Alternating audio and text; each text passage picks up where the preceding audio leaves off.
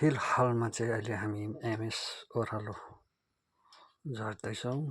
बागगाउँडा ओह्रालो forest area यहाँको चाहिँ जग्गाहरू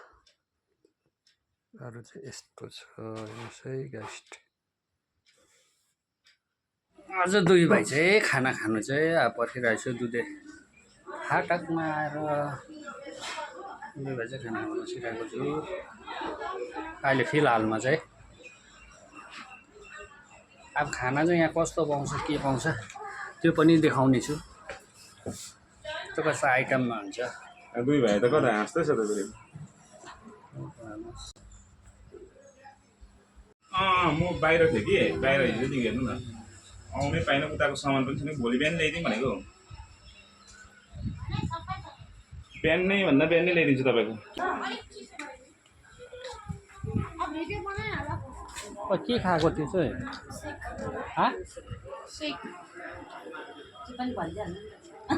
सेक खाने हो यो चाहिँ।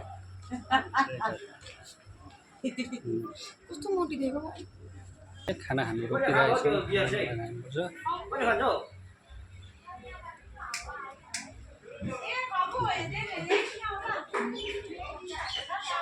हुन्छ होइन आउँदैछ खाना के हामी चाहिँ खाना आइसक्यो। अब खाना खाँदैछ। यहाँनिर चाहिँ खानामा चाहिँ के खाएको चिकन अनि भेज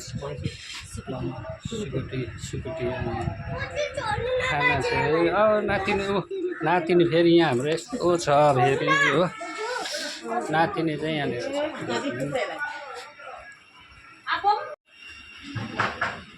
बफ तिनवटा